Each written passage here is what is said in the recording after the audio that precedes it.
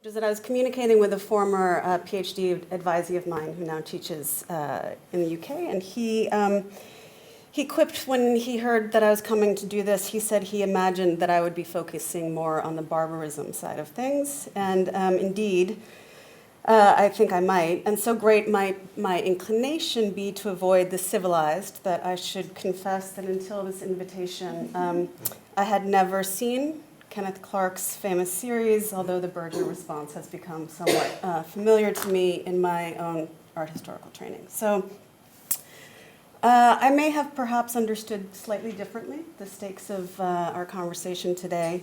And Fred asked that I address the art historical moment in France in the 50s through the 70s, focusing on the way points of critique developed in relationship to what he discreetly puts as the political and, in parentheses, post-colonial situation. A post-colonial situation I don't think that France quite achieved in the 50s and through the 70s, and perhaps probably not yet today. Though we could say perhaps it's perpetuated in this ongoing postness. So I've spent a lot of time thinking about how best to respond to this challenge, given that most of my own investment in this period of time and this project has been retrospective, which is to say I've taken the form, I've worked to grapple with the discursive traditions that have developed since in the present moment in the art history that I was taught, which was very different from that art history. But I have tried to understand how our work then has codified the histories that were generated during that time, perhaps more than the art histories. I've been less interested in art historical models of that moment, in large part because of my own bias and areas of concern, which is to say contemporary art production. And at that moment, the contemporary art was not yet or was just coming to be theorized, but never as a historical problem, which I might say is part of the problem. So I wrote a book, which still feels very new to me, but it's been out for a little while. It's called From a Nation Torn. And in the book, I argue that the retrospective art historical positioning of the 50s and 1960s as one that is post-war diminishes the significance, both historically, experientially, and for our purposes aesthetically, of what were actually a series of wars, most of which were fought under the mantle of continuing or dismantling the colonial occupation in, again, just France's case, large parts of North Africa and West Africa, as well as Southeast Asia. So this periodization also includes the important ways in which the aesthetic models developed in France during this time that circulated in some ways as if their own empire, as well as the artistic and spatial practices of the moment were formulated very specifically in relationship to these wars of decolonization and perhaps a very different set of thems that they sort of signified. When Adrian suggested he was going to be referring to a plural pronoun today, I thought perhaps it was them, but imagined a very different nominal subject of that term. So I suggest, again, to continue that these efforts to keep the wars invisible, or at least out of something that I want to think of as public view, was a primary, if unstated, ambition of institutionalized aesthetics during the moment of national reconstruction and recovery that followed the Nazi occupation during World War II, and also coincided with the gradual Europeanization of markets.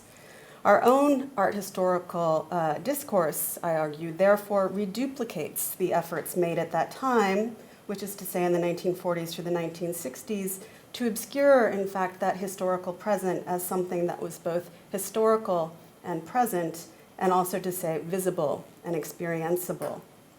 In this instance, then, I might say, though I think perhaps without wanting to include mention or different enunciative possibilities, that I am also suspicious of the love of art. Though I think suspicion does not mean to say I would want to dismiss or forego it or those who might love it, but I would want to be thoughtful about what some of that might code or what it might have coded, and how various different ways of loving art might have had their own enunciative effect. But because I'm not, in fact, a total barbarian, I will not try to overstate a case, which is to say that and simplify that there was all good or all bad at this time. And there were exceptions, of course, to erase, exceptions to this effort that I want to argue that was happening through aesthetic models to erase and make invisible. And there are a number of important figures that we could think of in terms of an aesthetic history that's developing. At the moment, Sartre, for instance, had been very much invested in the project of shedding light or making visible the kinds of torture, for example, that was being employed in the war to keep Algeria part of France on one side and the war to make Algeria its own sovereign nation on the other. Indeed, there are a number of famous humanists who signed the declaration of the 161, and they opposed this war and attempted to make it visible in some ways, although that was not really the stated purpose of that then censored and now much celebrated petition.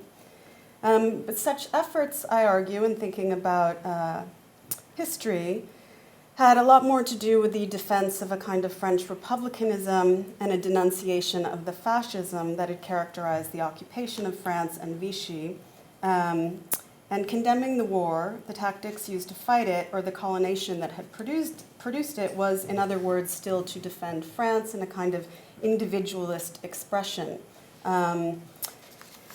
And so that's why I'm starting to show you, as I begin to move towards artworks, I wanted to show you two pieces of work that have now been taken up in art historical discourse of the present as demonstrating often a critique of colonial violence and demonstrating perhaps a political engagement with this moment that we might think of as a stronger indication that there was a voice of refusal. There are two, two different works by Jean-Jacques Lebel. One is called The Anti-Process, and the other is called La Justice.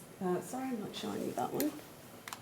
This is called Manifeste Algérien, and they refer rather quite explicitly and nominally to political events, things that were happening at the time. But as you start to get a sense from this is the widow of a woman, a reporter who was tortured in Algeria.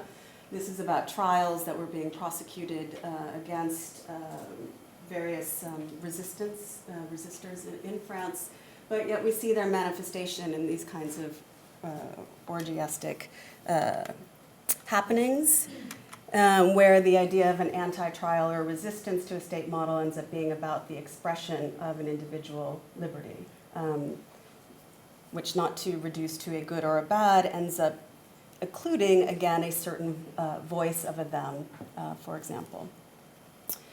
So in thinking about how to encapsulate some of this earlier research and expand upon it in the context of today's discussion, I thought I might, in fact, start with this, which is the work of art by actually a contemporary American artist. And I thought this might be a good way to introduce the various strands of activity and thought that dominated French visual theory in the 50s and 60s, and might indicate the ways in which they were codified in institutional models that in and of themselves strive to formulate new publics, new communities that were codified, publics that at this point still excluded, again, a number of these enunciative voices. In particular, those who we might describe as subaltern, who had remained subject to being represented rather than being ascribed the power of representing or enunciating. So thinking about institutions and publics will bring me to focus on two figures, very briefly, who are exemplary in this demonstration. One of them is André Malraux, and the other is a man named Pierre Gaudi.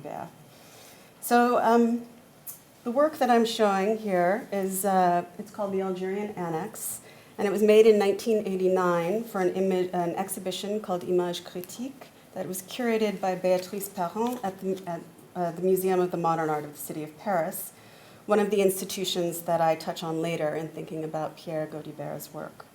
It's a site-specific work that deliberately and systematically addresses the mechanisms by which the confluence of culture and nation were conditioned by the institutional frameworks of the time, and how those were promoted as ideologically neutral vessels of aesthetic value, such as was this site, the Young Museum of Modern Art. The work proffers a useful and legible critique of colonial dynamics and their expression in both the representational practices and the public spaces that were newly built at the time or newly redesignated to frame them. And here, the discourse, on the one hand, of a kind of national art school, or its contrast with the image of public space. In combining, interrogating different orders of representation as they issued from different cultural practices, here art and assembly, the work also provides its own analysis of the civilization thesis that has organized our gathering today, even if in reverse. So the work occupied an enclosed glass room. There was something of a cross between an architectural pavilion and expanded vitrine that was located in the space between the entrance and exit stairs of the museum. I'm just showing you here the museum, the triumphant form of which was realized for the 1930 Exposition International and concentrated as a museum of art in 1947. Opposite a glass wall, this glass wall, the artist created a second hung wall that he positioned 32 inches off the ground. And on it, he hung 4 abstract paintings that he had selected and so re-curated from the museum's permanent collection.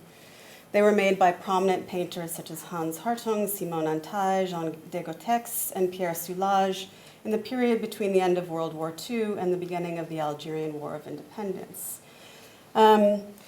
These 4 works were considered emblematic of the, quote, lyrical or, quote, gestural abstraction that marked the work of the then celebrated cultural achievements of the so-called Nouvelle École de Paris, work that had been championed in an art critical context since 1952 by critics including Charles Estienne, Michel Ragon, and for a time Pierre Restany, who, for those of you who know French art in this period of time, you might recognize as leading figures of 1960s art criticism. Although it was initiated as a style, or as a series of styles, one might say, lyrical abstraction, for example, in 1941, the so-called school was only appropriated on a large scale or come to be celebrated in the 1950s, and perhaps at that moment because it might have marked a continuity with French practices of an earlier École de Paris from the 1920s, 30s, and 40s. So behind this installation and towards a third wall that he'd created to foreshorten the space, Adams positioned 4 projectors. These were made to present a redoubled archival photograph, and you'll see in his sort of maquette for what the work would look like. You can't see, it's too small, but originally he'd chosen to flank this installation on the stairs leading up to the museum with images that he took from a famous film by Pontecorvo called The Battle of Algiers. The photograph he ends up choosing, which we see here, shows a crowd of Algerian women and children taken at what would seem to be either an early demonstration for Algerian independence in Algiers or a celebration of the same in 1962. So issuing in a manner of speaking from the backsides of the paintings, the image became visible from the front of the installation through the mirage-like reflection it generated off a grid of mirrored tiles that Adams had installed on the floor between the 2 walls. In this way, the panorama of protesting women shone forth like a ghostly apparition in the gap beneath the 4 suspended paintings, shifting focus and moving in relation to the viewer's position outside the locked doors. So this viewer was literally shut out and forced to remain outside the space, looking inward as she tried to pin down the hazy image of this history with her gaze.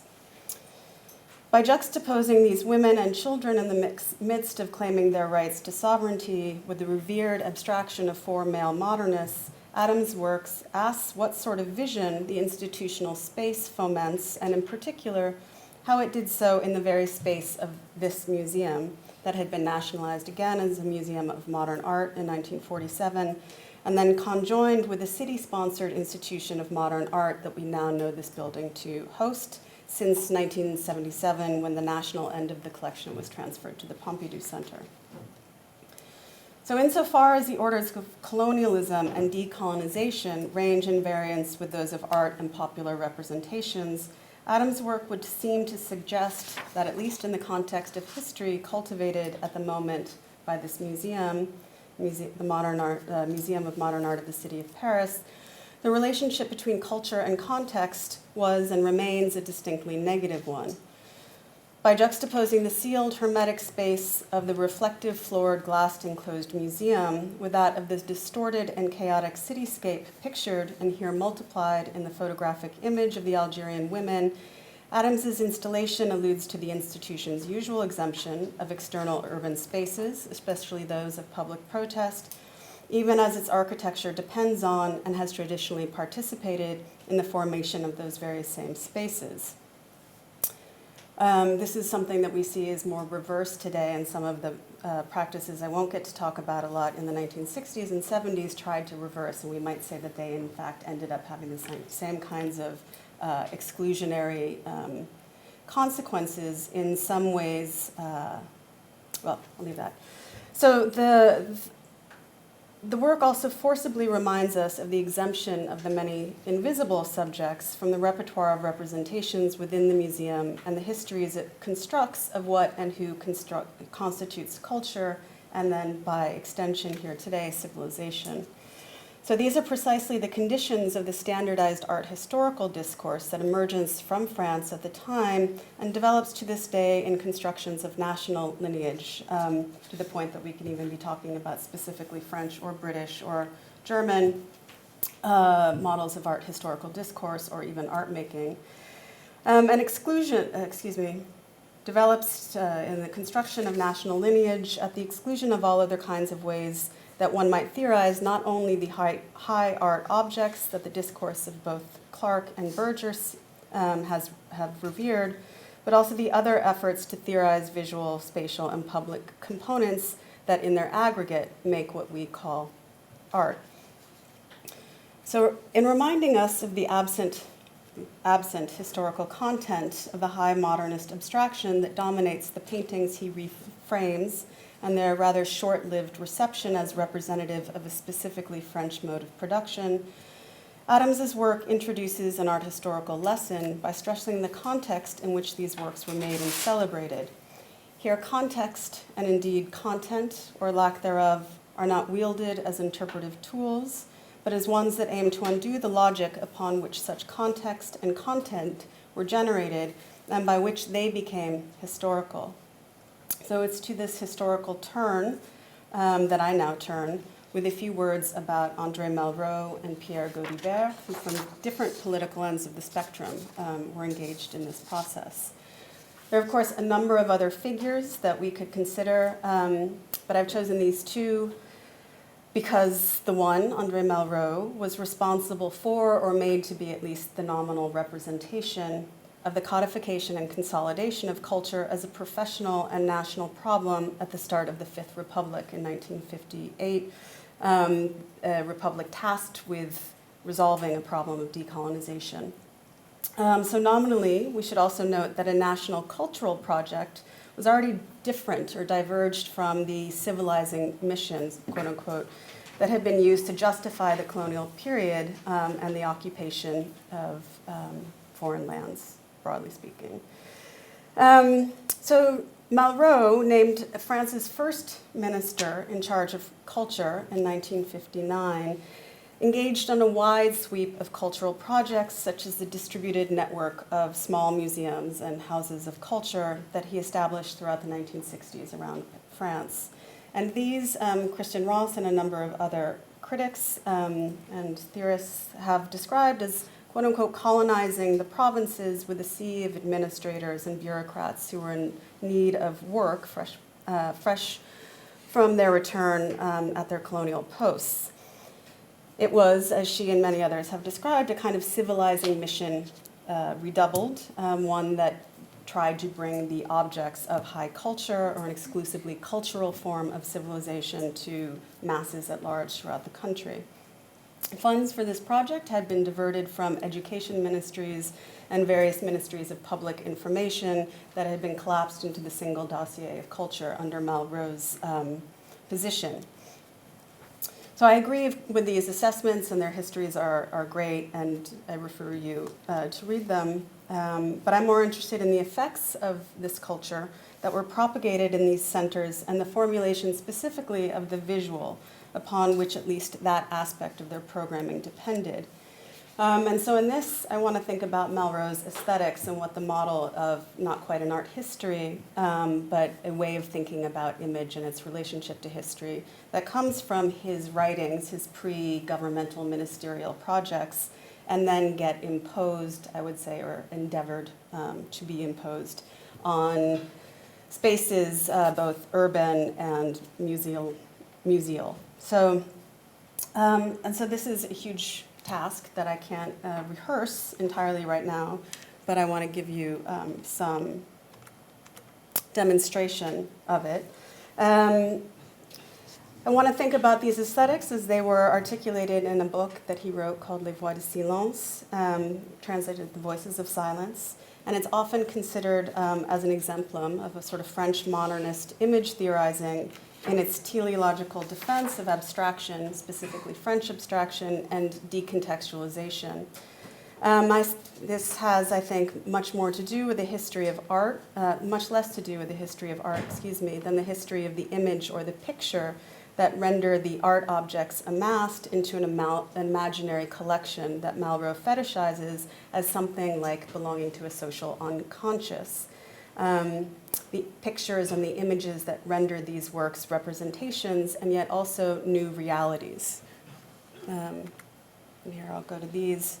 But first I'll just say a little bit, these images are probably at least the one to your left in the upper hand is very well known. This is a picture of the new minister in his office, sorting through the plates of actually a slightly later version of this book. But I like the two other images there. They show just how posed and staged this project was. And here he is in his home, at home in these images, loving art. And here promoting some image of himself. It also occurred to me that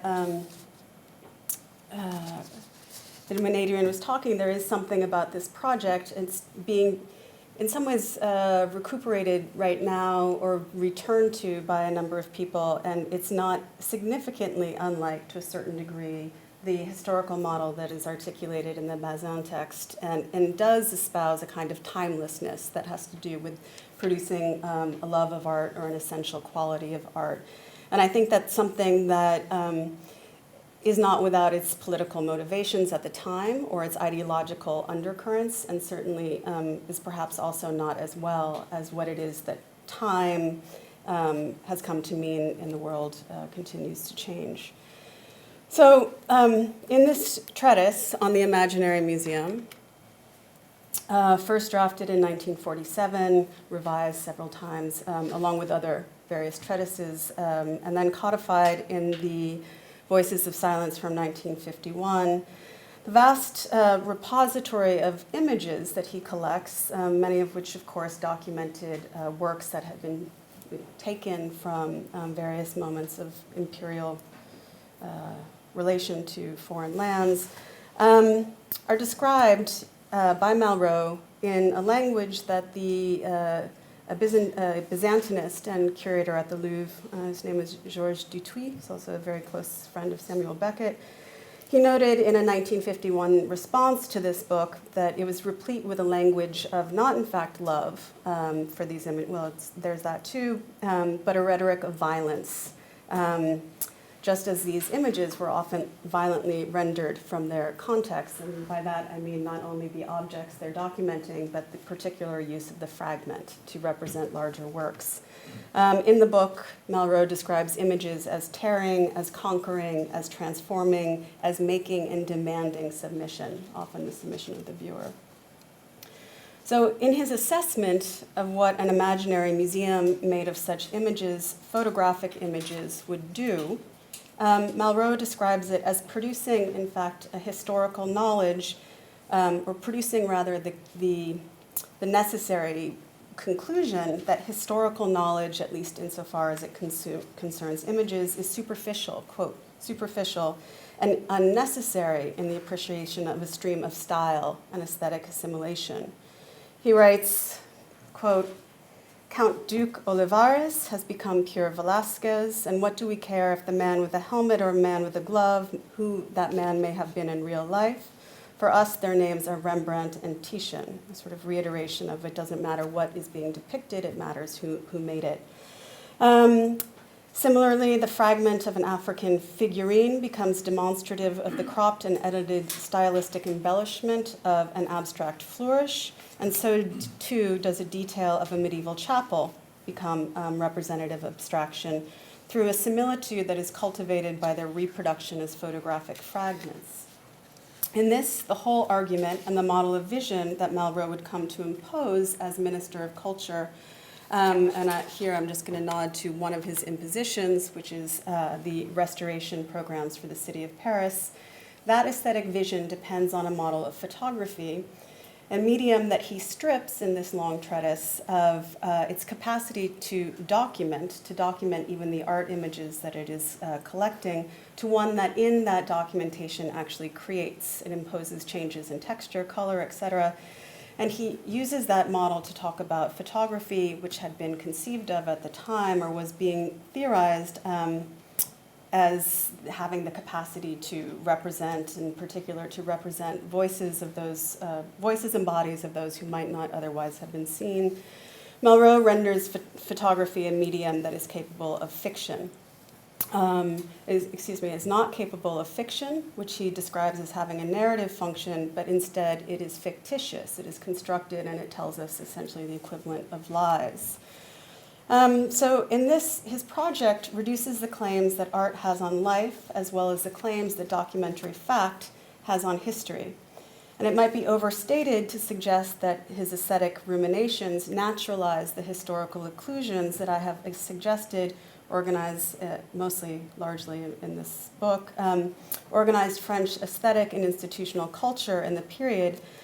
But it is worth noting that they were ideas and ways of thinking that coincided entirely, again to be schematic, with two great moments of social historical revisionism in France, two moments of historical and juridical forgetting when so-called amnesia laws were put into place, other ways of making historical knowledge superficial or not important. The first of these was in the late 40s and 50s, when the crimes of collaboration and also of apparation, the sort of turning against those who had collaborated, were forgiven with the effect of universalizing and mythologizing the resistance and obscuring its negative counter. And the second cycle begins in the late 1960s and continues, in fact, till 2005, at least juridically, and socially, we might say it continues to this day, when the colonial abuses in Algeria, as well as the right-wing extremism of certain French generals who launched their fight against Algerian sovereignty by, in fact, attacking the French, all of those crimes were also forgiven. So it was at that second moment that Malraux took what I have argued is this way of understanding aesthetics as based on a kind of fragmented transformation of a document of the real, and imposes them to a certain degree on his redevelopment of the city of Paris. And I apologize, this is not going to be an argument so much as just a claim. These plans were enabled by a law, in fact, plans to preserve but essentially restore and return to a facade of its original appearance, something like an empty photographic signifier, or photographic signifier as he has reconstructed it to work.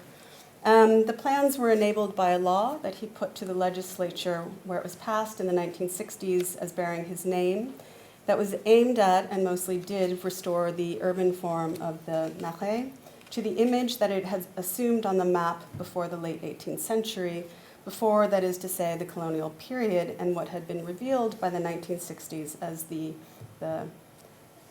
outcomes of that period.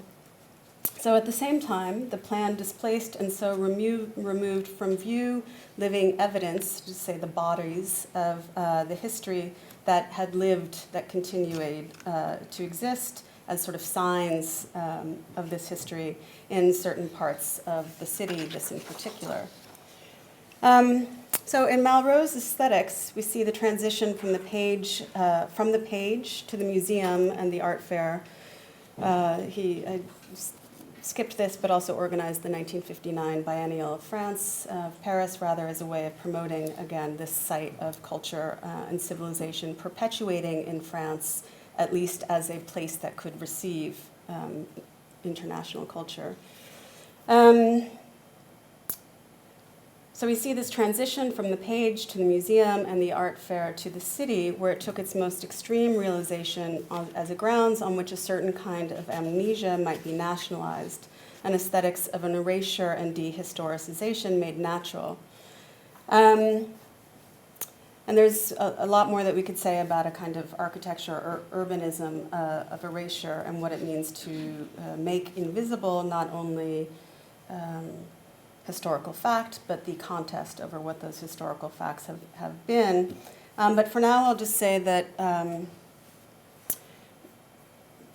Malraux's treatment of the city prepared it in some ways, or coincided, to be a little bit less schematic about it, coincided with a kind of historical amnesia or a kind of willful unseeing of the moment that is perpetuated and thought of in a long history, and I won't detail it too much, of remembering only that which is absent by the fact of its absence. So here's a bit of graffiti on a bridge in Paris in 1961 that means to comment upon the suppression of a manifestation, probably well known at this point in 1961, of a number of Algerians who were contesting the unequal distribution of civil rights in the city of Paris, much more so than the independence of their nation, and were,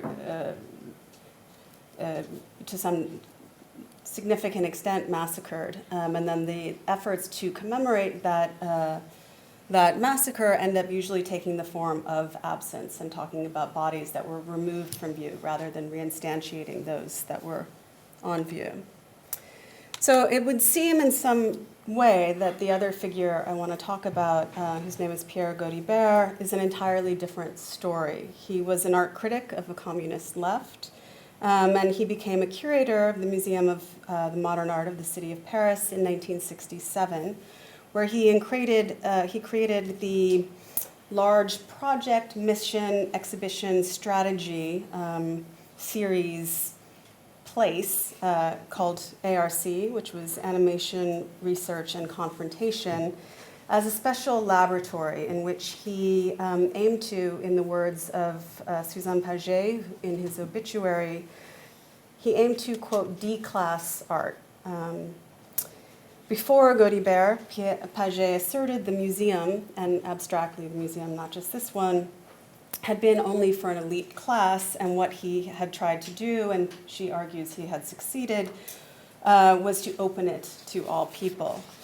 And so here I'm just showing you, for example, one of the kinds of works that he might have championed. This is the work of a group in France called Grave, and another is the group of research audiovisual, and who did a number of participatory, active projects in the street that then are brought into museum spaces. This is not actually at ARC, but is from a retrospective in Mexico City a few years ago. But in that kind of popular or populist or integrated way of thinking about art in the museum, there's also something that has to be, I think, attended to. And it's the way, a little bit of what we think about political art or what art might be.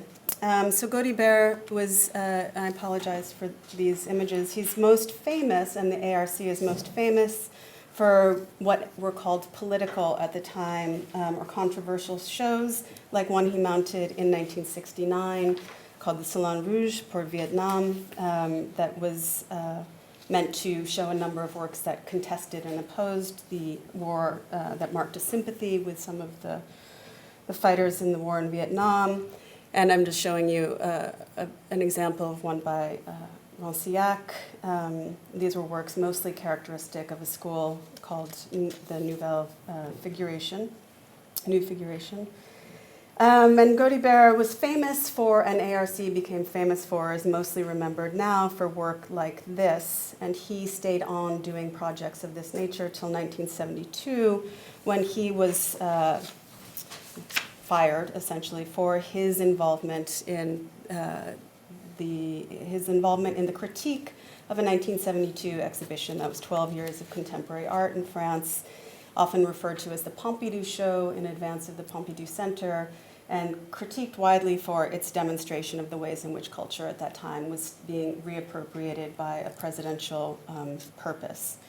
So after his demission from this post, Gaudibert slowly transformed himself into one of the first curators and critics of modern African art, and that's a transition that I think is not unimportant in understanding the ways in which decolonization and its prioritization generated an art historical motivation during the decades following World War II. And he ended his career as the director of the Museum of Oceanic and African Arts in Paris.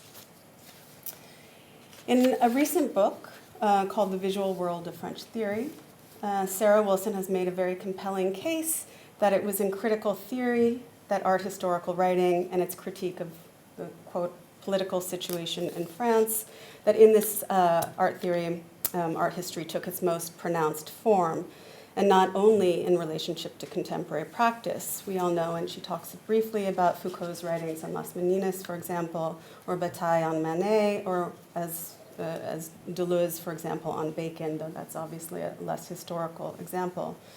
And for the most part, I don't disagree with the thrust of that part of her argument, or the suggestion that it was in the theoretical gambits of, or rather that in their speculations about art practices, that a number of the late 20th century French theorists were able to cultivate their theoretical gambits, and particularly certain kinds of anti-statist ones.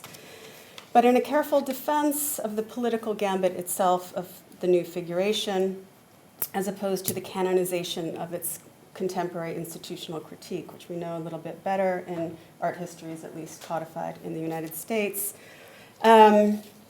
she animates the various conflicts posed by the interpretive strategies of Sartre, Althusser, Deleuze, Lyotard, Derrida, and to a lesser degree Foucault, Baudrillard, and Bourdieu, as ways to present the narrative or historical content of art, primarily painting, as the locus of a political critique with the geopolitical circumstances surrounding the Cold War, rearrangement, so to speak, of Marxist and communist adherences in the wake of 1952, Suez Crisis, 1956 Hungary, or the Algerian War in 1945 really to 1962, or properly 1954 to 1962.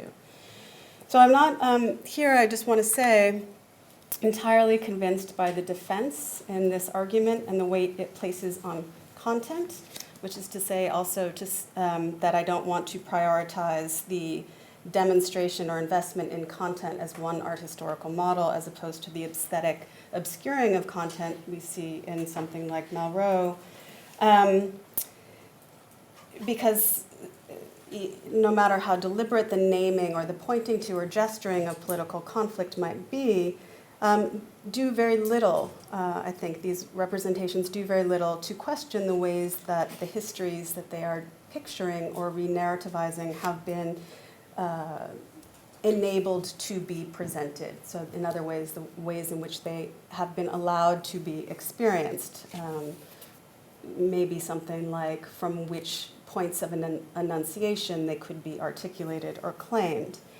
So just looking very briefly at this work by Frommanger, it's called The Boulevard of the Italians, Boulevard des Italiens.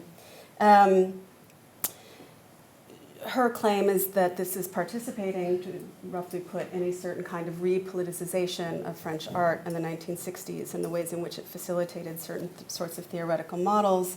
And one of the things that I would want to contest about this work, which takes as its subject matter this same manifestation in 1961, and makes specific references to the photographic capture by a journalist, a leftist photographer, by remaking these images as they might have appeared in 1971 and using these red figures again to represent certain absented bodies. valorizing this kind of project, I think, reinscribes this dichotomy of the content and context that the new art history that Fred was asking us to, I think, critique from various points of view, that narrates, to think about the critique that new art history provided to the narratives of civilization as a European aesthetic elite paradigm. That new art history, again, has this emphasis on content and context, and so a delimitation of what aesthetic practices might otherwise do or how they might otherwise contest, challenge, or alter the historical models that such narratives can codify. I'll just flip through these to say that Gaudi, the model he takes to some of the ways in which he wants to bring this model of forming a different public, for him a classed public around the project of contemporary art, might be thought also to derive from another model of bringing art to a public.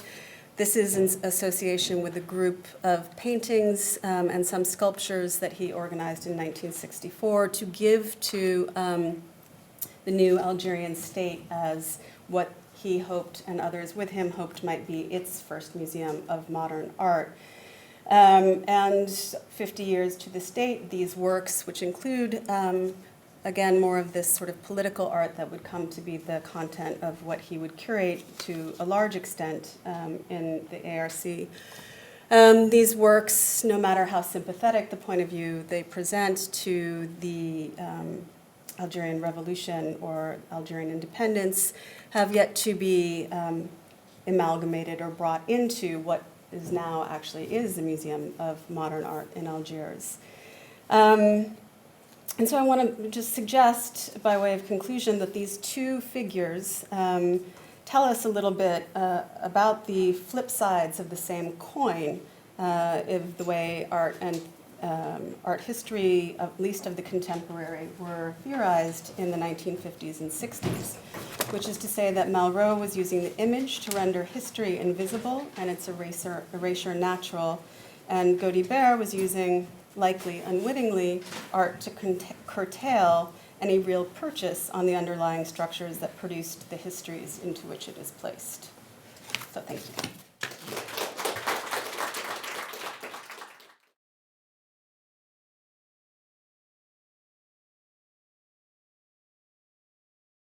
Speakers we have today are hoping to look at the concept of civilization in relationship to Clark and to art history more generally from regionally distinctive perspectives within the European tradition. So Professor Adrian Rifkin from Goldsmiths College, I believe looking from a more English perspective, Fred Schwartz, looking from a Austrian and German perspective, and Frankfurt Critical School, and then Hannah Feldman, who's an expert in 20th century French art and has looked particularly at the issues of the representation of decolonization in French art in the context of the Algerian War of Independence. So thank you very much for your patience, and Adrian. Thank you. Well, thank you very much for inviting us to this day, and I look forward to the discussions. I'm going to start by saying that I don't know if I'm going to do it from the English perspective. I'm going to do it from my perspective, and it's up to you to determine how English that is in the last analysis, or even in the first analysis, or British for that matter. And in fact, the perspective I'm going to do it from is that of trying to think through whatever I have to say about the program, about civilization in general, from a linguistic position, actually, and from Benveniste's notion of the enunciation. And I'm going to try and think of civilization as composed of a series of enunciative possibilities in which different kinds of subjects announce themselves as I have this to say, and look about how that enunciation itself opens up a participatory space which we might wish to call enunciation, a space of enunciation, a space of collective enunciations and indeed radical differences and disagreements. I'm here following a slightly Rancierian perspective on it and saying that one thing which civilization does is to cloak the enunciation of the sans part, those without a part. And maybe that's what many of us felt when we saw Clarke for the first time. Although whether we felt that with sincerity or not, I don't know, as I had very much the same education as he did, though not the amount of money that he had. But you might say that we belong to an enunciative space in which we could say, I'm an Oxford boy, okay, finish, let's get that out of the way. I wanted to begin actually just by reading a tiny little paragraph from a book just published in France by the novelist Yannick Aenel, whose work I very much like. And it's an account of 2 years that he spent in Florence to try and recover from the illness of being French. So there already we're putting a process of entering and exiting civilizations into place. I'm translating something I've just read, so please excuse the roughness. We were in 2011. He's just arrived in Florence for a 2-year stay. We were in 2011. He's arrived on the night train. It's pouring with rain. Berlusconi was still in power. Impossible to forget his head. Pasted everywhere on the news kiosks, #1 page of the newspapers, you only saw his head. And everywhere, in big letters, the expression bunga bunga. Berlusconi was surrounded on every photograph with young women lightly dressed who formed a kind of venal cortege around him. Vulgarity is always infernal. Berlusconi smiled. This smile splattered the town. It proclaimed the satisfaction of the person who soils. So that's Aenel's feeling on arriving in Florence, and it's a kind of civilizational enunciation which I want to start with, because in a way it puts in perspective the placing of the objects within different enunciations. To go to recover from Berlusconi, he then goes and reads to himself in the pouring rain the doors of the baptistry, and reads, if you like, Ghibertius, something which will save him from Berlusconi's vulgarity, if anyone ever can be saved from it. So there's a way in which this French writer writing now kind of wants to make these come back to Clarke and Clarke's own fear of vulgarity, which he announced with such force in, I think it's episode 8 or 9, 8 of Civilization, I think, in which he talks about the deterioration of Pieter de Hoof's work in 17th century Amsterdam over the period in which the Dutch bourgeoisie themselves moved from being people with a kind of generosity and invented culture of a new wealth to being a kind of very vulgar people who want more possessions than you need for a good painter to paint, if you like.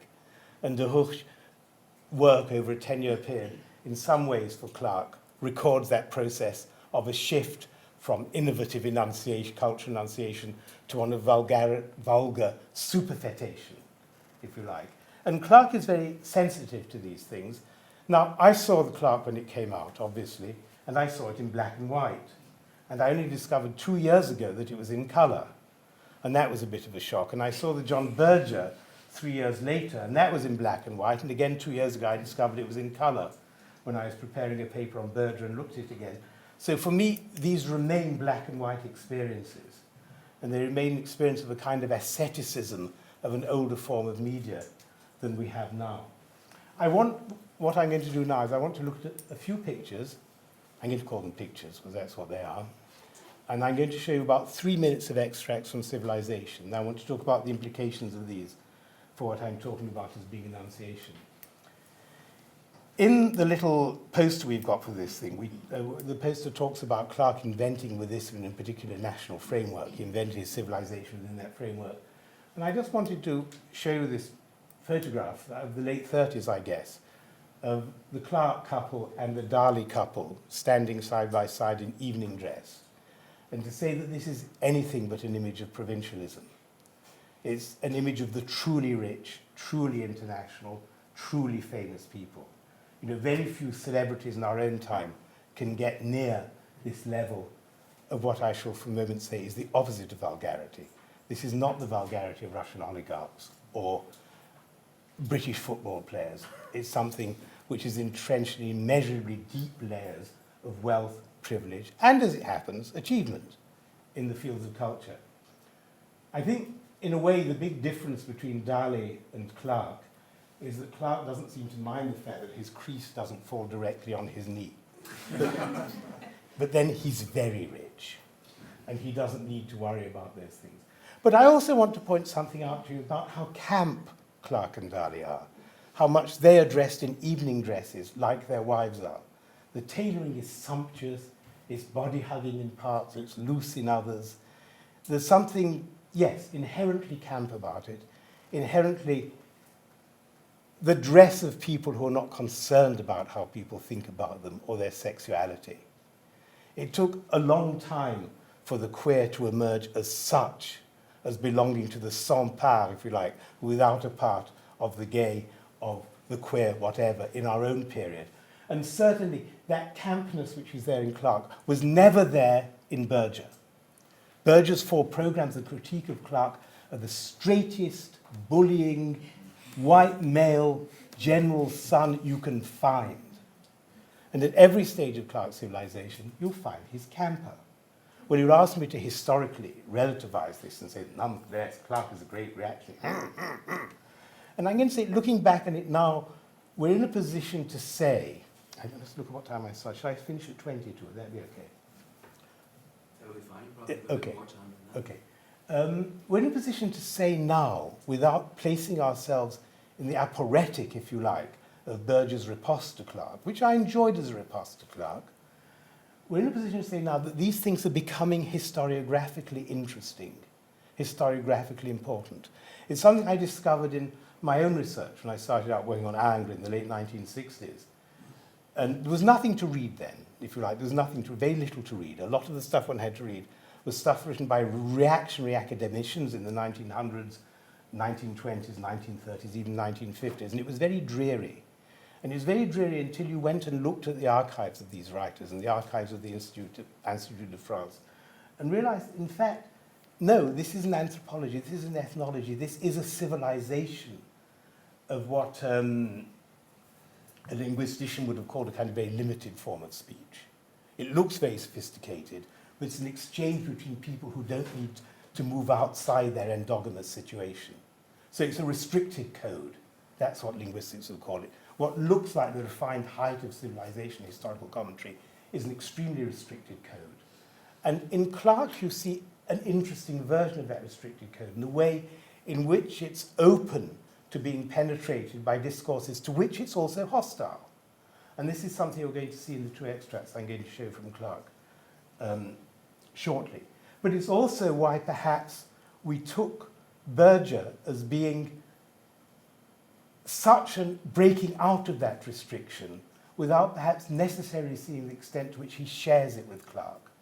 And that in the end, for me, symptomatically read now, Clark and Berger are both the end of something.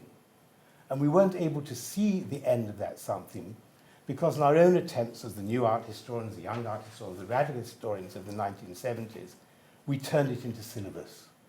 We turned our perception of those differences and our own work as it emerged into syllabus. And that too collapsed it into a kind of restricted code, which we thought of as being a great adventure, which in some ways it was. I'm talking about a kind of problematic situation of how a discipline develops, how it formulates its aims, its objectives, how it inserts itself in the new educational system, the new university of the post-Polytechnic era from 1969 onwards, the teaching of art history in art schools, and the way in which the collapse of that or the reformulation of those new knowledges into syllabus in a way hurries them to a kind of professional doom in which it becomes increasingly difficult to see the historiographical and ethnographical interest of these documents. And it's that which I kind of want to open up by thinking about them as enunciative processes rather than as historically fixed processes, and thinking what part these enunciations might play in our own present. I could say, polemically, from that point of view, the death of art history in this country was the foundation of the Association of Art Historians, because it implied the desire for a restricted code, that we are this profession. And it was a very interesting seminar which Griselda Pollock gave in University College just last autumn on the book by Helen Rosenau, one of the Warburg School, a Panofsky student and a close colleague of Karl Mannheim, a book she wrote in 1943 called Woman in Art, in which you see, and now Griselda has rediscovered it and represented it to us very importantly, you see the way in which Rosenau, coming from a very close Warburgian training, she was in Hamburg, she worked with the philosophers who worked with, Dilthey, Simmel, all these people. And as a youngish Jewish woman exiled in London in 1943, she was able to enunciate a feminist discourse on woman in art, in which woman was a category, not something seen. That is already in some ways on the other side of Laura Mulvey. And she was able to enunciate this, saying, I am an art historian, but not presenting an art history which had any boundaries at all. There's classical knowledge, there's Hebrew, she quotes in Hebrew, Greek, whatever. There's no limit to the kind of texts. The inclusion of ethnographic texts, of meta-historical texts, of philosophical texts, of feminist texts from contemporary journals does not imply that there is an interdisciplinarity, but that her discipline, art history, has no boundaries. And that's something which is left over in Clarke's enunciation. That is, that Clarke perceives in this country what I would call the over-professionalization of the discipline and the separation of the discipline from practices of art. One thing that the Association of Art Historians in this country never did was to allow itself to be formed with artists, as in the College Art Association in America. And to me, in a sense, that condemned it to, whether it wanted or not, desiring restricted codes, whatever we achieve within that frame. So that's a kind of opening thing. The next thing I wanted to show you was a slide which shows us that in no way was Clarke alone.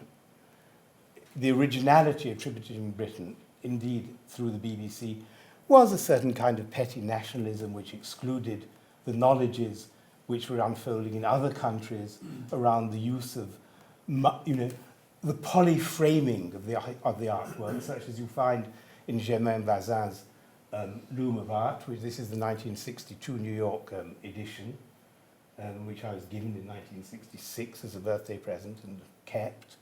And is a kind of pretty fascinating document as a museological study of the multiple temporalities of art and the interaction of different forms of artwork. It's tending towards a rather horrible Jungianism towards the end, but that's one of the states of play, and it's one from which we can't entirely exclude the Warburg tradition either, I think. There is always that risk.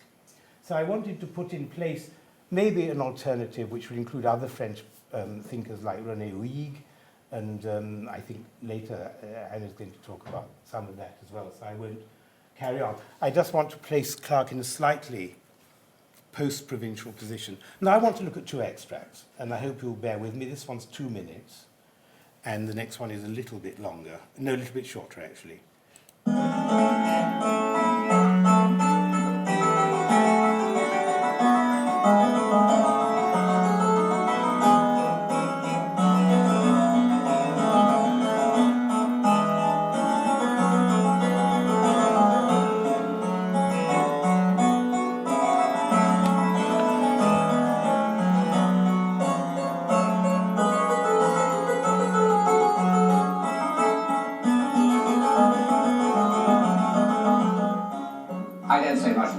In this program, chiefly because I don't understand them, and perhaps for that reason believe that their importance has been overrated by post-Marxist historians.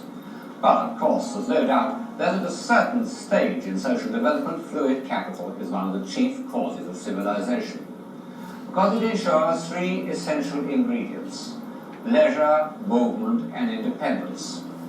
It also allows that slight superfluity of wealth that can be spent on nobler proportions, a better door frame, or even a more extraordinary tulip.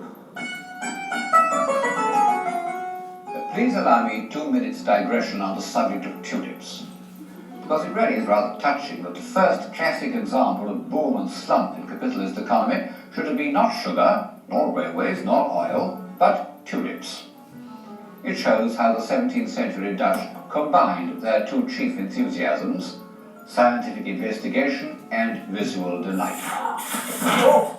The first tulip had been imported from Turkey in the 16th century, but it was a professor of botany at Leiden, the first botanic garden of the north, who discovered its attribute of unpredictable variation, which made it such an exciting gamble. By 1634, the Dutch were so bitten by the new craze that for a single bulb of one tulip, the viceroy, one collector exchanged 1,000 pounds of cheese, 4 oxen, 8 pigs, 12 sheep, a bed, and a suit of clothes. Balthasar Neumann was fortunate in that the painted decorations of his finest interiors are not the work of amiable local ceiling painters, but of the greatest decorator of the age, the Venetian Giambattista Tiepolo. Here's his masterpiece, the ceiling of the staircase in the Bishop's Palace of Würzburg, known as the Residence. And there, in fact, in the corner, is Tiepolo's self-portrait, the man with the yellow scarf, with his son, Gian Domenico, also a very good painter, looking over his shoulder. And then, as we move along to the middle, here, this very grand military-looking man is the architect himself, Balthasar Neumann, looking the great master of fortifications. The residence doesn't seem quite our idea of the bishop's residence, being in fact about 3 times the size of Buckingham Palace, incomparably more splendid, and one can't help speculating on the tithes and taxes that the peasants of Franconia had to pay in order that their episcopal master should do himself so well. But one must admit that many of these rulers of small German principalities, dukes, electors, bishops, or whatever, were in fact remarkably cultivated and intelligent men. Their competitive ambitions benefited architecture and music in a way that the democratic obscurity of the Hanoverians in England did not. So, what's wrong with those? Actually, I can't find much wrong with them now, other than economics, perhaps because I don't know much about them. How many of you would call economics them? It's that, if you like, crispness of that upper-class grammar which is so alienating. It's the use of the word them, to me, which comes in the way of understanding the position of Clarke's discussion within those very Marxist discourses from which he distances himself. When he talks about he talks about political economy a lot. You noticed in those 2 episodes, he talks about politics, he talks about political economy. In the episodes on the slave trade, he's angry and furious. He's denouncing the slave trade. He's talking about the abolition first of the trade and then of slavery itself as one of the few things the 19th century had to be proud of. You know, he's a Ruskinian. He's not a Pre-Raphaelite. He's a Ruskinian in a much deeper sense than Pre-Raphaelitism. His tirade against the German Nazarenes, for example, is precisely because he sees them as falling short of a proper perception of the relationship between what you paint and the social world from which it derives, even if you don't have to represent that world as such. His discussions of Courbet and Millet likewise are particularly interested in the peasantry, particularly interested in the conditions of the working class, as he is when he comes to discuss Doré. So there's a constant enunciation from his class position of an anger about exploitation. And while he doesn't say, as Benjamin does in the thesis on the philosophy of history, that every great work of art, is wrenched from the systems of exploitation, the systems of horror which allowed it to be, nor does he ever say that is not the case. On the contrary, he underlines it throughout his programs. He underlines a possible relationship between the social and economic practices of the world and the way in which art is a kind of excess of those practices. Now, I want to say, looking back then, that that kind of enunciation belongs in several places at once. It belongs perhaps in more places than we can even begin to uncover if we allow ourselves the freedom to range between different kinds of, I'm going to carry on calling them enunciative practices of the time. The way in which he says that the economy was not all important, but let me give you a diversion into tulips, reminds me a little of the discussions we began to have around that time about the relative autonomy of the superstructure. At the time of the furious, and it's hard to remember now, to imagine now how furious those discussions were between the English Gramscians and the English Althusserians. The question of the relative autonomy of the superstructure was profoundly important. And it's not now, looking back, a discussion which is radically different. The relative autonomy of the superstructure, determination in the last instance, is something which has entered into Clarke's discourse very profoundly, while nonetheless he is rejecting Marxism as such.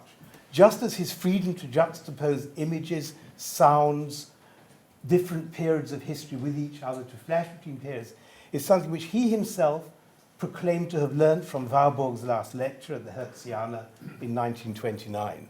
The very famous interminable lecture, which he's one of the few people to listen to right through, as far as I know, and from which Warburg escaped at the end to wander around looking at the triumph of Mussolini in Rome just before he died.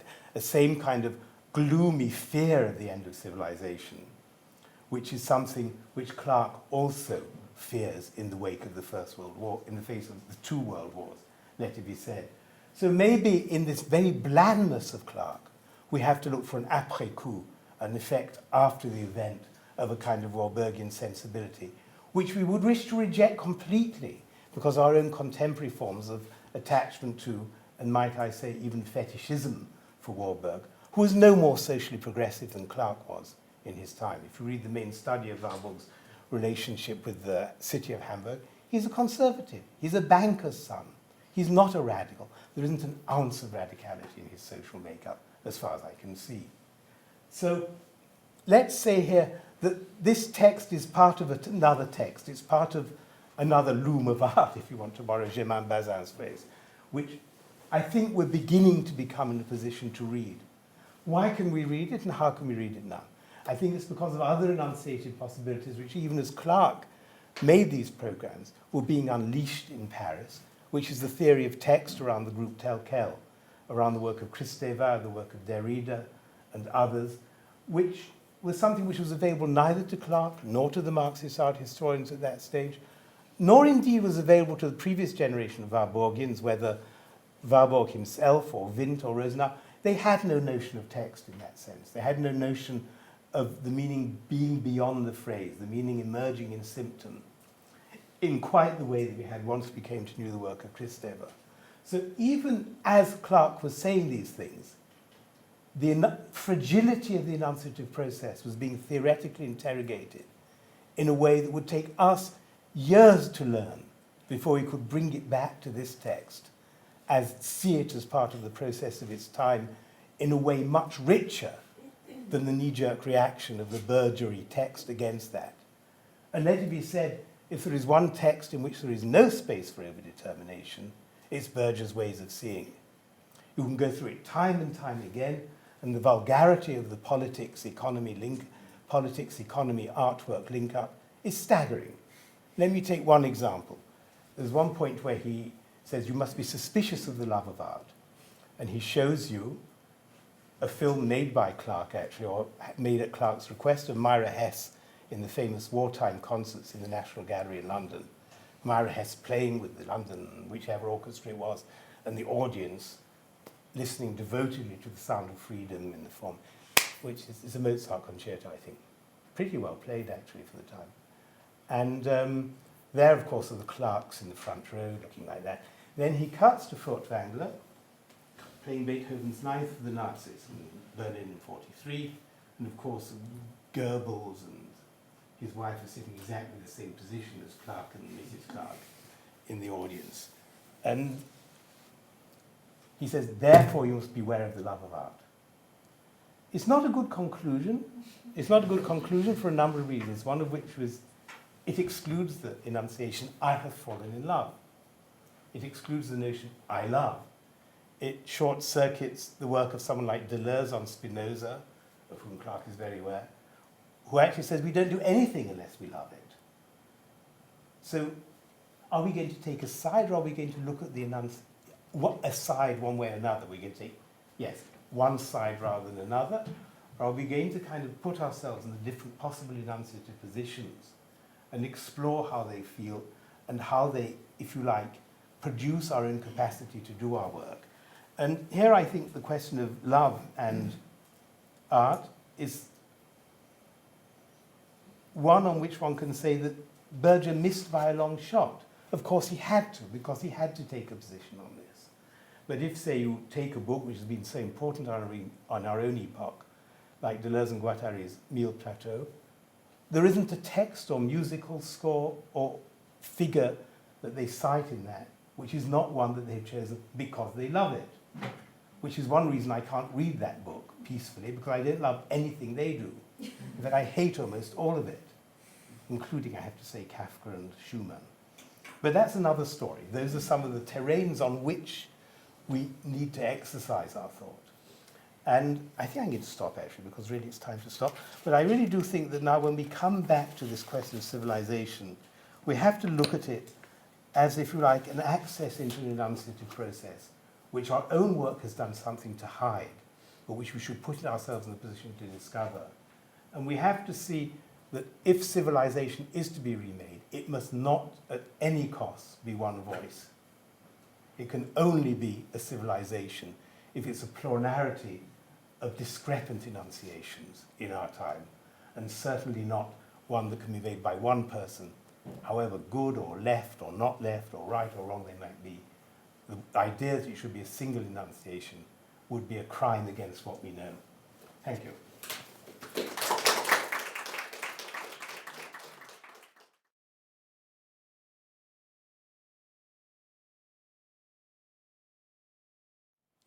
To go back briefly to Kenneth Clark's Civilization, it marked a quite specific moment, I think, and pulled together its contradictions in an extraordinary way.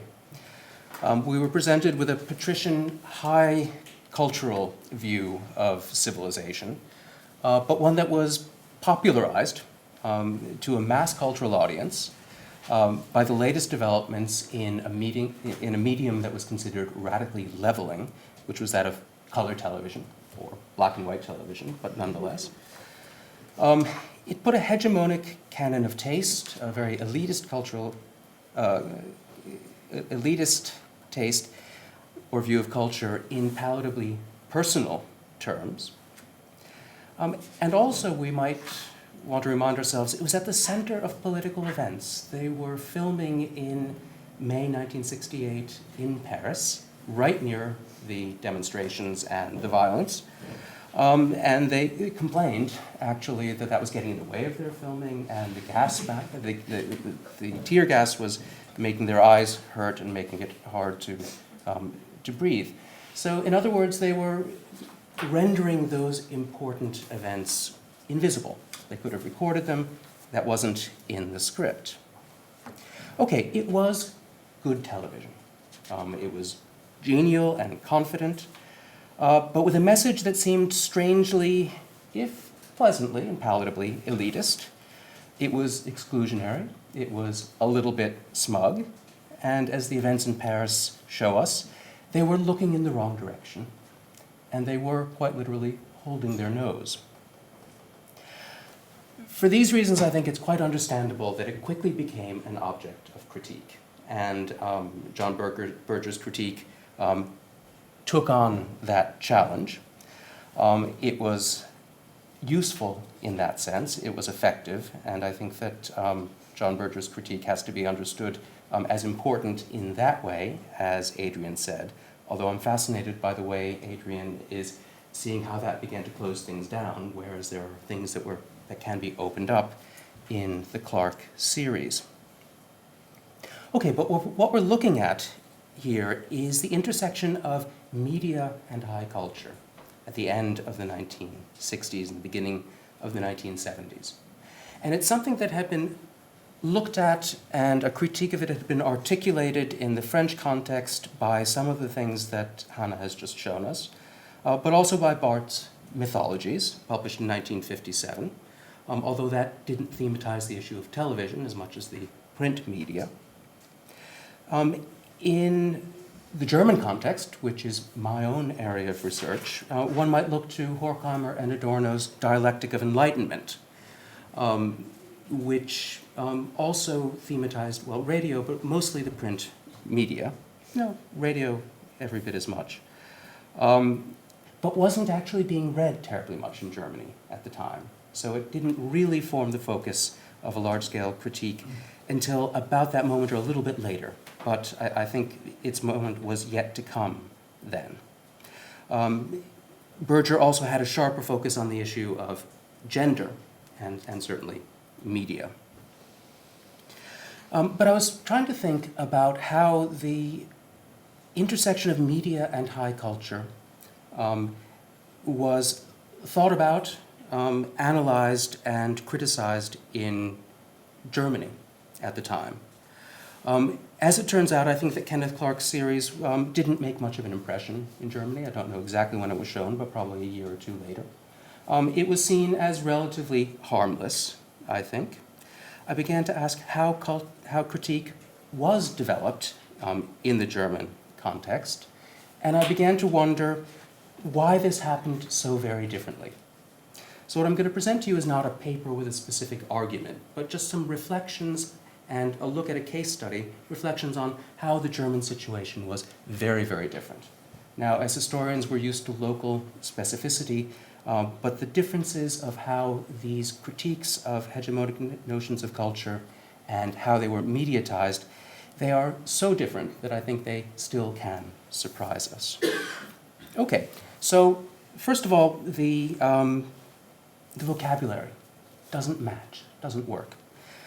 Civilization, as something that one might want to criticize, probably wouldn't happen in the German context, or that wouldn't make sense in the German context, because of a long tradition of German cultural thought that actually had denigrated civilization.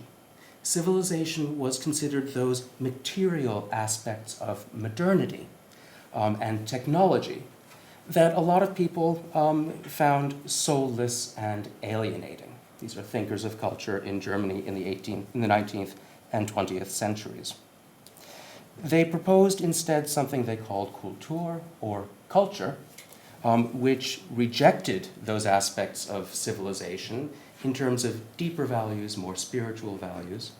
They essentially set up a typology that contrasted civilization and culture as contrasting the alienated capitalist present and the alienated modern present with a pre-modern, pre-capitalist, unalienated existence. So in that sense, speaking very positively about civilization in the German context might actually have been somewhat subversive. Now, we shouldn't also criticize the notions of culture too much, because they too had their own complexities. Culture, as something that represents the very highest values of the European tradition, had its own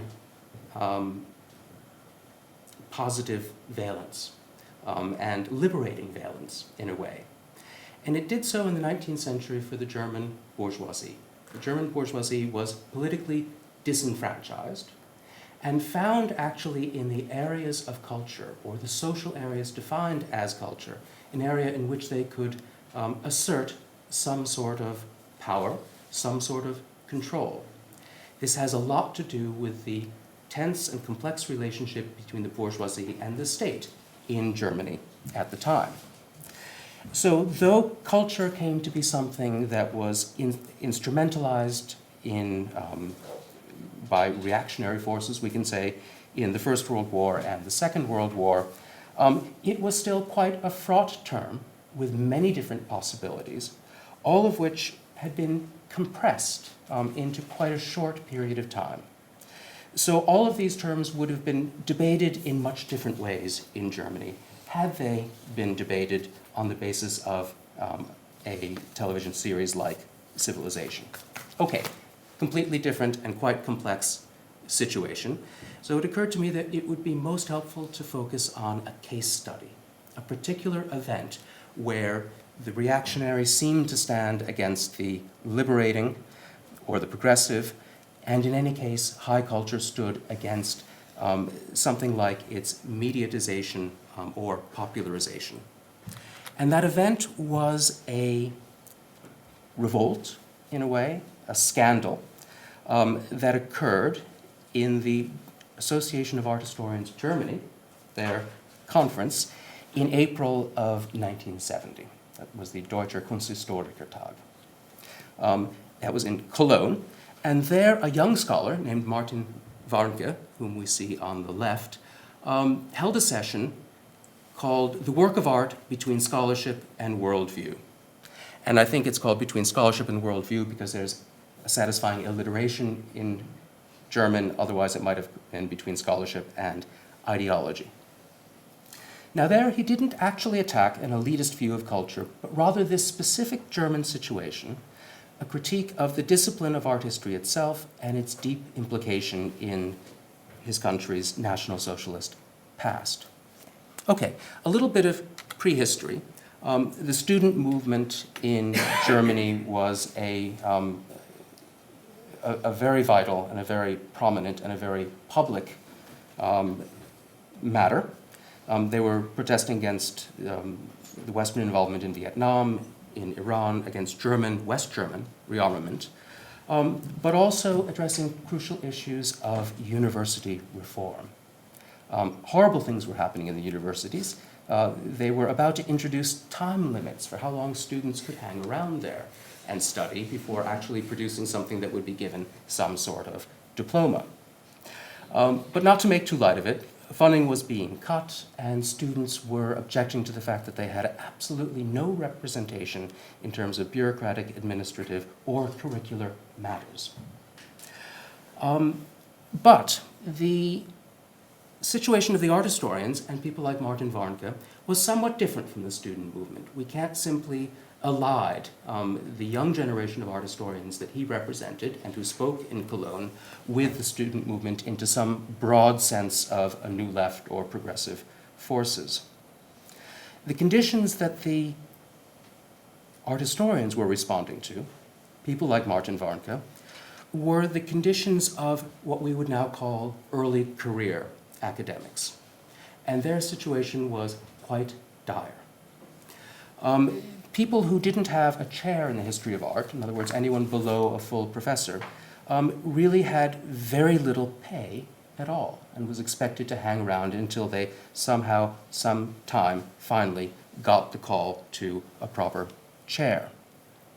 In the museums, the situation was similar until they got a proper curating job, and in fact, the people who did most of the work there were expected to work more or less for free as so-called volunteers who received a tiny amount of money.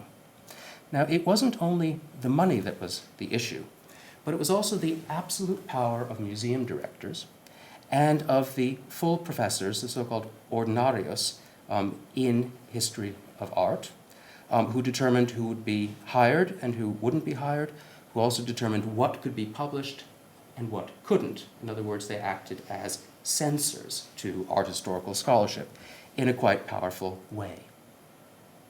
So the art historian, the young art historian in the 60s, was completely dependent on a conservative generation, many of whom could be considered Nazis, or certainly had questions to answer about their role in the university system at the time of National Socialism.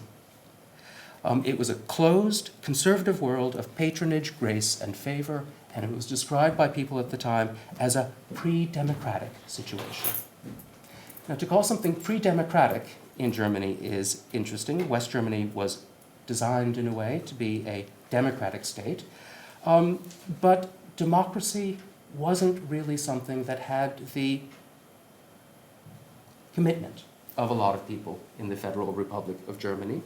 It wasn't fundamentally, I think, a democratic place. There were a lot of pre-democratic or anti-democratic impulses, such as those we see in the way universities were run.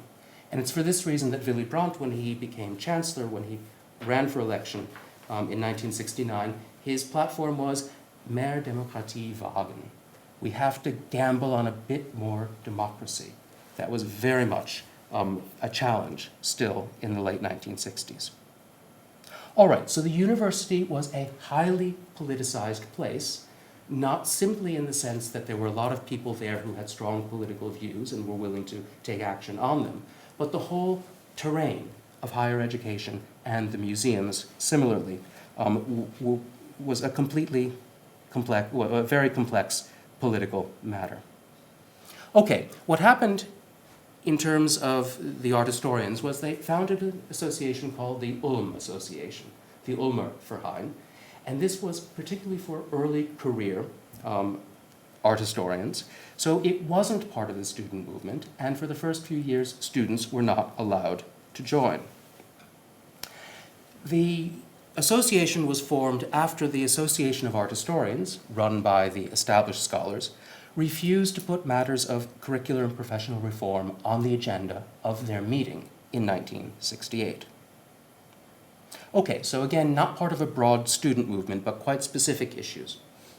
But on to the event, because it was quite dramatic. Here are the signatures of the people founding the Ulm Association, and anyone who's involved in German art history would recognize the names of many of them.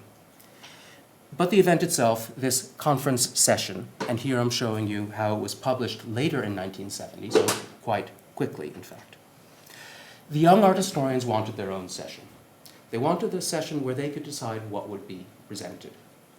They found out, actually, that the head of the Art Historical Association, Herbert von Einem, had refused permission to allow 4 academic papers to be delivered because they extended past the Goethezeit, past around the period of 1800. So we're still dealing with a profession and a set of people for whom the French Revolution represented somehow the end of culture, or what we would call the end of civilization. The elders agreed to allow this session to take place.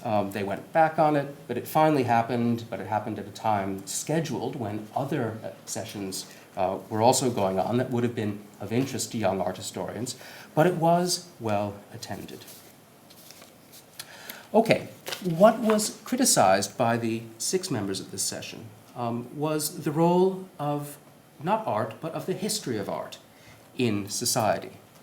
And not only its exclusivity, its distance from the real world, but quite specifically its implication in the National Socialist past and the extreme nationalism of the popularized forms of art history, all still into the 1960s.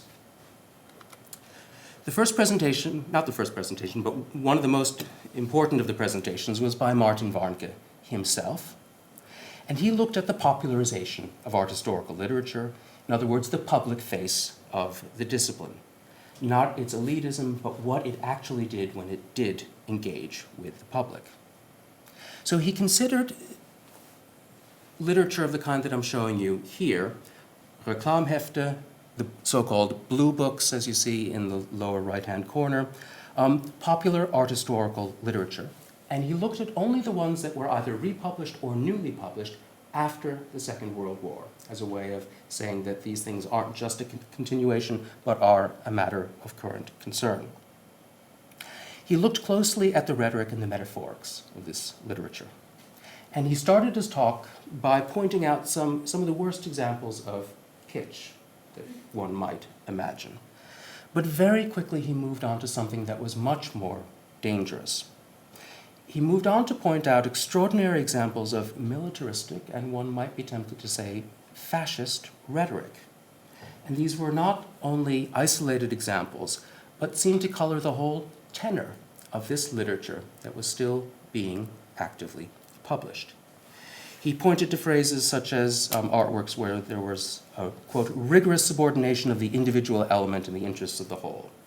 They talked about strict discipline, stringency, coercion, incendiary passion, iron will, elements knowing their place, forces of order, decisive or violent suppressions of the subordinate, and so on.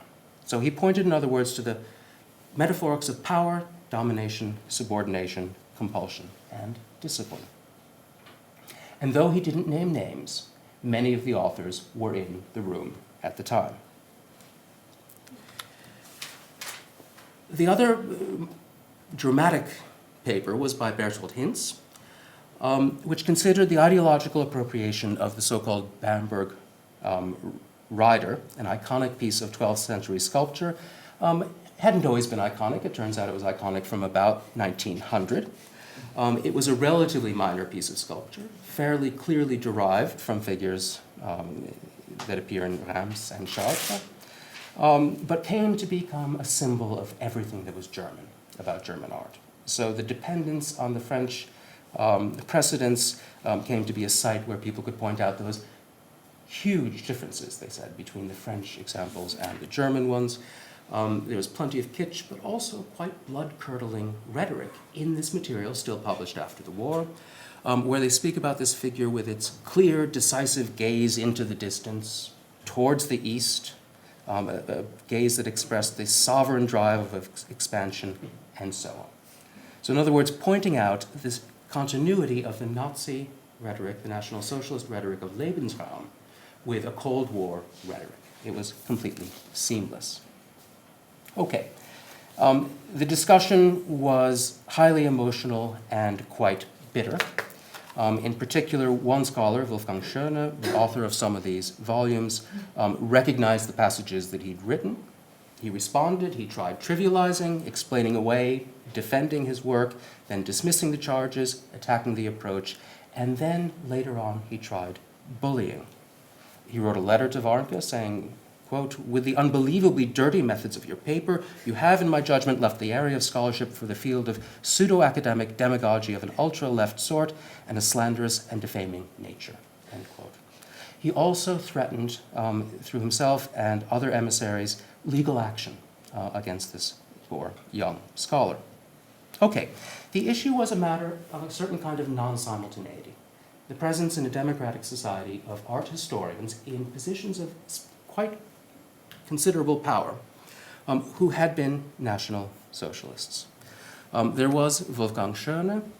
This was one of the books that he wrote. He's in the picture at the left, up at the top with the glasses. This is the actual founding of the Art Historical Association in 1948. There were also people like Hubert Schrader, who wrote the book Buildings of the Third Reich, and really was a nasty character. Entered the SA, the Sturmabteilung, in 1933, the Nazi Party in 1937, when they finally let other people in.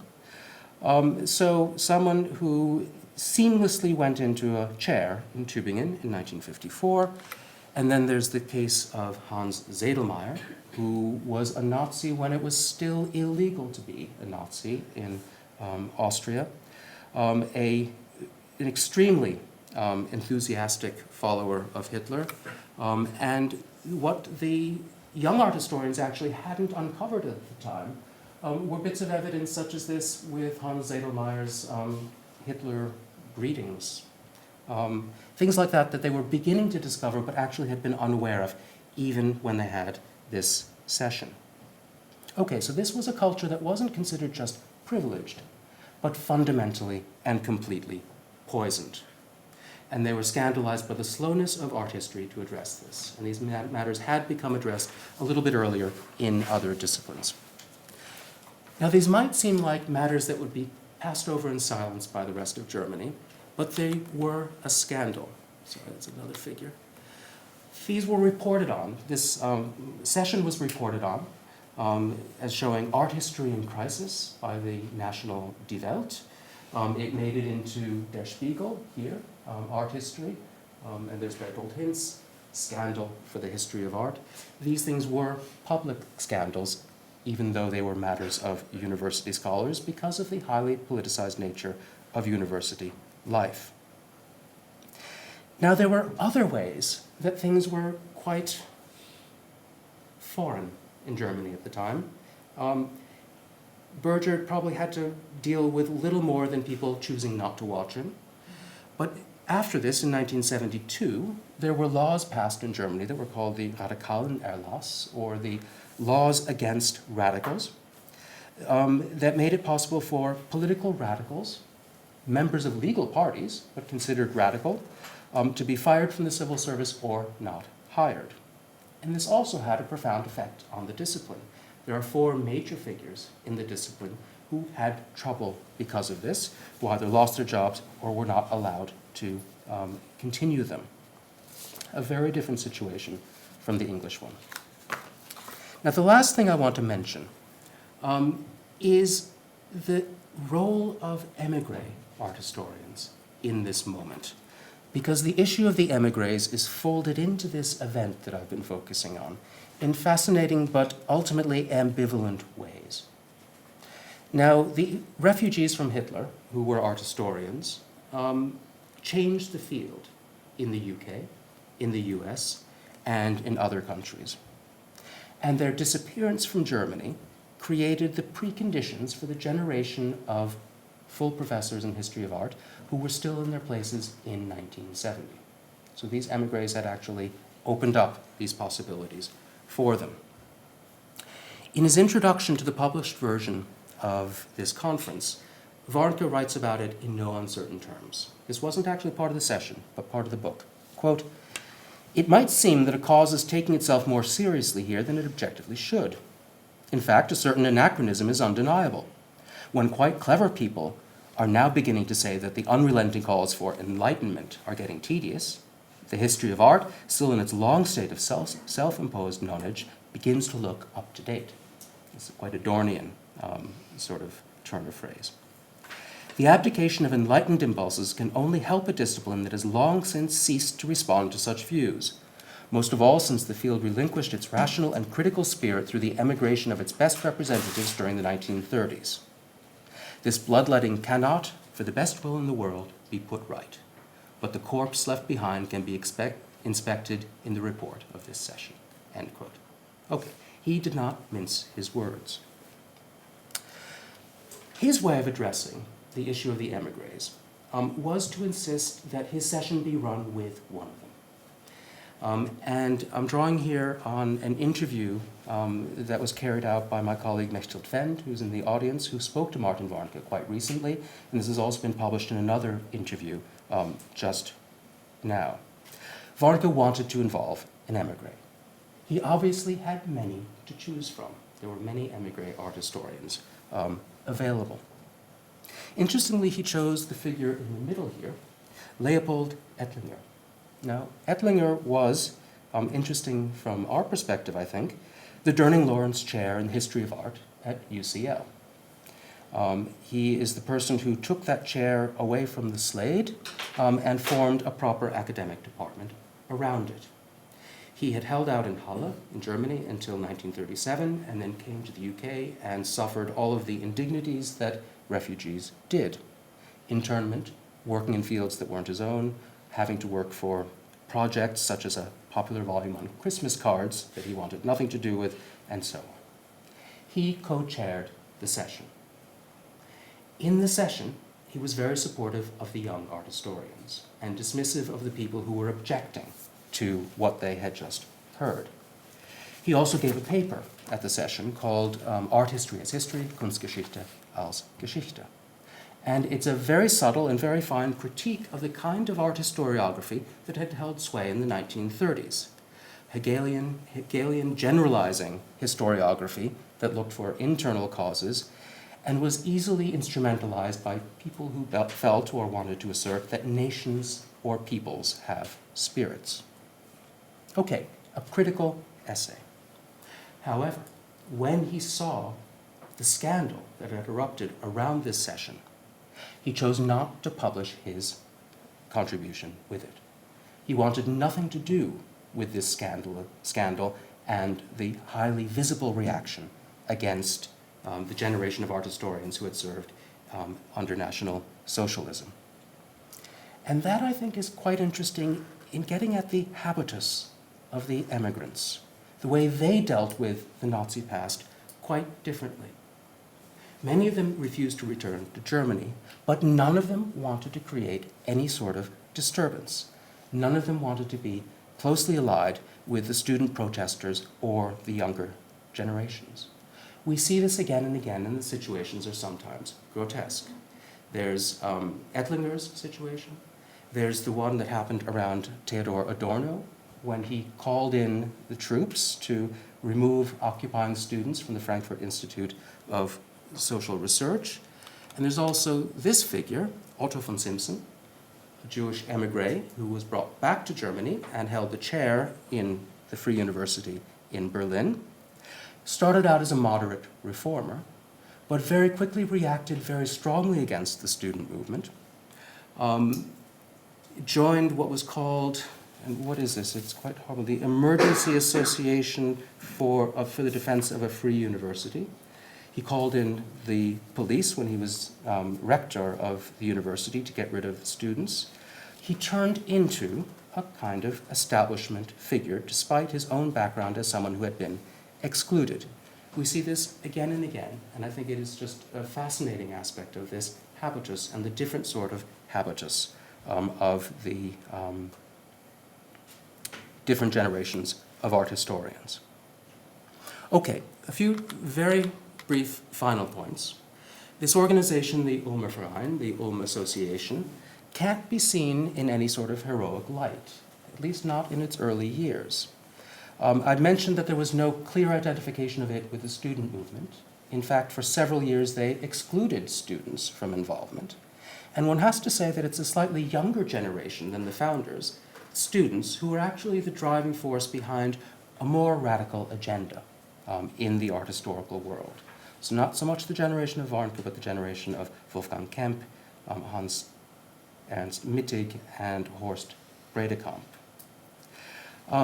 Okay, so there's that. There's also the issue of gender, which never seemed to have been addressed in the critique, and that's one of the strengths of Berger's critique.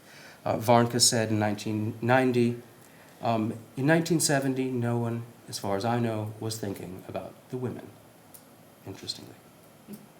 Finally, I just want to conclude by pointing out the length of this very dark shadow in the art historical world in Germany by a recent event around the figure of Erwin Panofsky, an emigre who taught in Princeton Institute of Advanced Study, and went on to continued, in a way, a brilliant career. He died in 1968. And when he died, he thought that the Habilitationsschrift, the second dissertation that German scholars had to write, to a certain extent still have to write, to get a proper chair, he thought that his Habilitation on Michelangelo from 1930 had been lost. He considered it lost, but it's recently been found. Here it is. It's a 300-page manuscript that was found in this safe, and it's somewhere around here, I think. The Zentralinstitut für Kunstgeschichte in Munich, the Central Institute for the History of Art. Among the papers of this figure, Ludwig Heidenreich. There were a lot of National Socialist Kunstschutz documents in this safe. This was Heidenreich's safe. He was involved with certain things that don't look good in hindsight, during the Second World War. He took up the mantle of Panofsky afterwards, but he had apparently held on to this manuscript, which he presumably found in the institute in Hamburg, where he taught after Panofsky, and he must have found it at some point during the 1930s. What we see here is Heidenreich hosting Panofsky, as Panofsky received the highest order given by the German government in 1967, pour le mérite, the Order of Merit, which he insisted be given at the Zentralinstitut, of which he was the head, so he was able to bask in this light. But I think now we can realize that precisely as this was happening was the moment when he could, at the very latest, have returned that manuscript to his teacher. Thanks.